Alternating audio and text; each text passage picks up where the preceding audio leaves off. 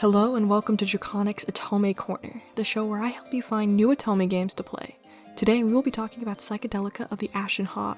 This game is available on PS Vita and Steam. The Steam version is $30 and a bit easier to get your hands on than the Vita version. For this review, I played the Vita version, which I got for about $45 from Bookoff. If you are looking to add to your Vita collection, then this game costs about $30 to $50 depending on who you buy it from. My version came with a small collection of character cards and an old code.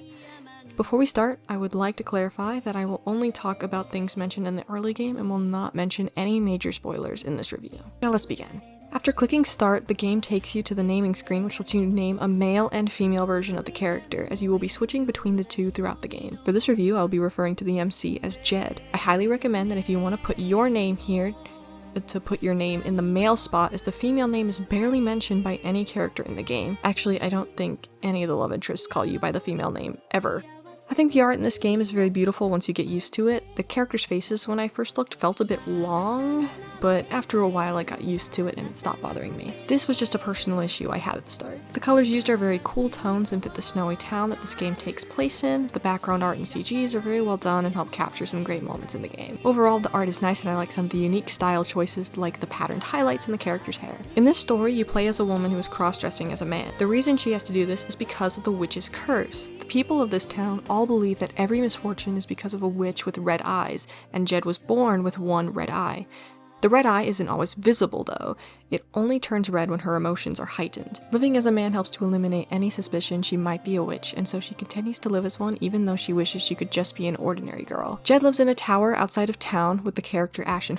She goes into town every day to work as a handyman, where she helps out all of the different townsfolk.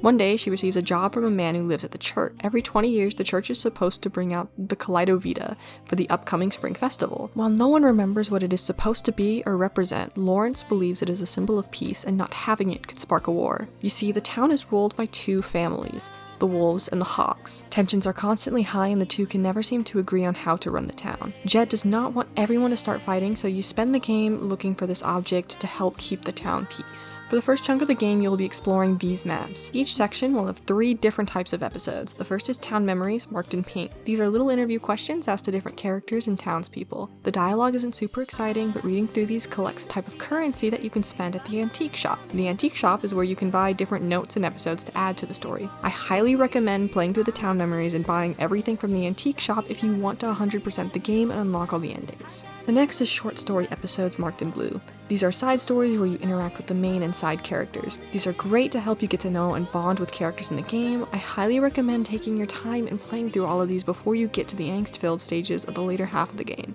At a certain point in the game, you will be able to switch between dressing as a man and a woman. Remember to switch between these two, since there are different episodes that can be unlocked depending on the gender you are playing as. Finally is the main story episode. This is how you continue the main story after you are ready to move on from the current map. Unlike traditional Otome games where there are different routes for each character, this game just uses a flowchart. The game follows a main story with slight branches that lead to different endings. After you play through the game, you can go back and use the flowchart to jump to different points as you search for new endings. Now, let's talk about the characters. There are a couple important side characters that you will be interacting with. First are the 2 leaders of the clans. The leader of the Hawk clan, Olgar, is someone you will occasionally interact with. Many of the townspeople don't like him and the other Hawks because they are very strict with collecting taxes and rule with an iron fist. The leader of the Wolf clan, Francesca, is a very sweet and kind ruler. She actually took Jed in as a baby and raised her as a ward of the Wolf clan. She is one of 2 people who know about her witch's eye and made her live as a man to protect her. She is a sweet and compelling character that you will be interacting with throughout the story. The next set of side characters are the 2 who live at the church, Lawrence and the kid, Elric. You interact with Lawrence as you work on his job of hunting down the Kaleido Vita. Elric will be someone you often interact with and run into during your time in the game. The kid finds out your identity as a woman pretty early in the game and then shares it with Lawrence. They will be helping you out as you switch between what clothes you wear. I'm not completely sure, but I think these 2 characters are references to the previous Psychedelica game, Black Butterfly, but I have not played Black Butterfly yet, so I can't confirm if this is true or not. While technically a side character, Ashen feels more like a main character due to having CGs and one personal ending. Unfortunately, he he is not a romanceable character. It makes sense for the story, but personally I was disappointed when I started the game to find out he was not a love interest. He was one of the characters in the little stack of cards I got with the game, but it's a little misleading since Ashen Hawk and Lawrence get their own cards but aren't really allies at all. Ashen Hawk is the tower overlord and who Jed is technically roommates with during the game. He claims to be a ghost and appears and disappears as he pleases. He's the other person to be aware of Jed's red eye. He has some wholesome CGs and is a nice presence in the tower to converse and hang out with. He has a compelling story, but it's not revealed until much later on. Now, let's move on to the most important part.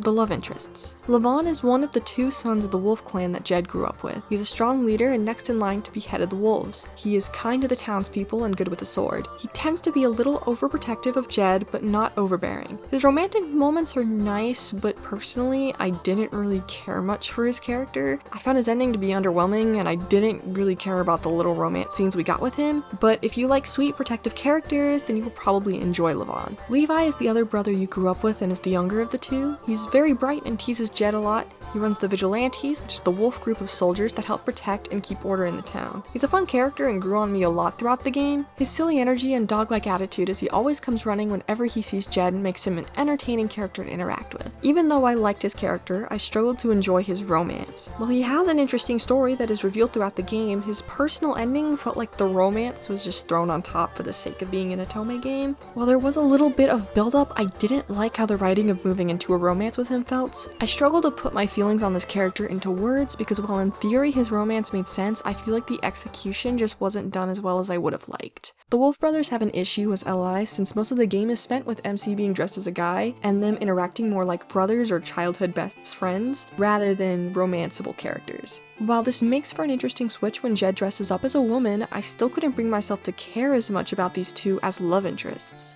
Lucas is the son of the Hawk clan and next in line to be the Hawk Lord. He seems cold, but underneath that is just a blunt way of caring about others once you take a good look at him. I think he's one of the more well-written allies and you can tell the game pushes him to be the main or true love interest. The duality of interacting with him as a man and woman is a great contrast.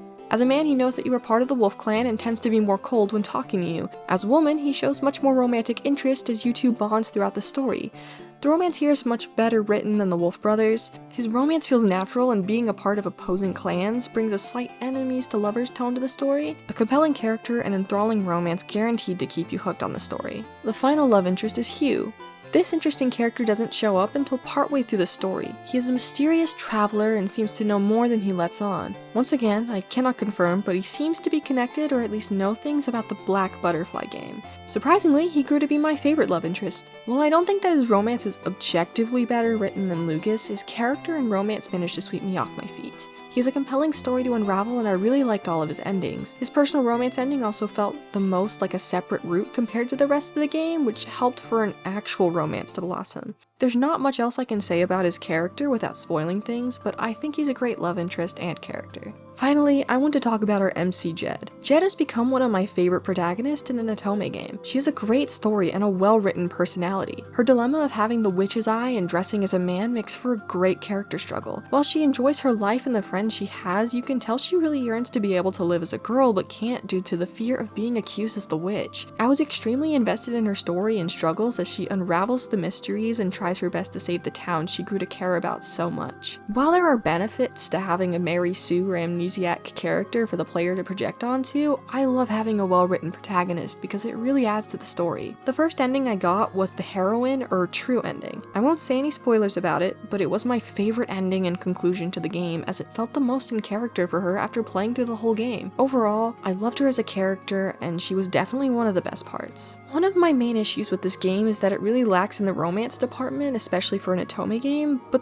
the story it creates makes up for it. If you play this game with low expectations for the romance side, I think the story makes it a great visual novel for you to enjoy. It has a lot of great mysteries to unravel, and I feel like the conclusions it brings are satisfying and well done. I also really enjoyed that you got to experience the game and characters as both a man and a woman. I won't speak too much on the content of the endings, but I feel like some of them suffer because they try to throw the romance right at the end, especially for the Wolf brothers, since the main story is fairly linear with only some small small branches, the different endings don't feel quite as satisfying if you were hoping for a good romance after going through the main story. There are still some good endings, but I tended to be disappointed with anything that wasn't the true ending. The only character that I felt had his own good endings was Hugh, because the romance felt better written, and since you unlock his endings later, he has the closest thing to a separate route, which gives the romance more time to grow. He's also a character that Jed doesn't meet until you are playing the game. He's not someone that you knew before, and I think that really helps since you and Jed are both getting to know him as you play through the story. Despite my gripes with the romance of the game, I still highly recommend it. I showed up for the romance and I stayed for the story. Experience it for yourself because I truly think it's a good game and a great visual novel. Who knows, maybe you'll like some of these characters more than I did. I enjoyed my time with it and I really hope that we get another Psychedelica game. Before I go, I would like to mention that a lot of people recommend playing Black Butterfly first to enhance the experience, but you don't need to play it first to enjoy Ashen.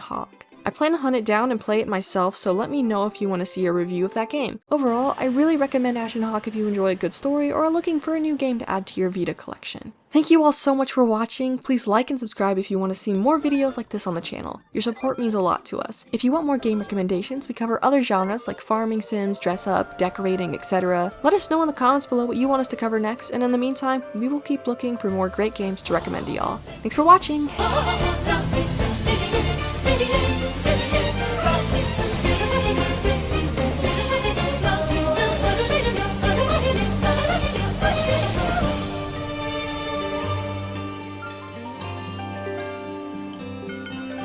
閉ざされた雪に眠る獣少女を見上げる灰空の鳥雪白の檻に囚われた街は喜びも悲しみも永遠に繰り返す誰か優しく落ちた世界の中で風を背負い生きる者が望むのは何か決してやまない雪が雨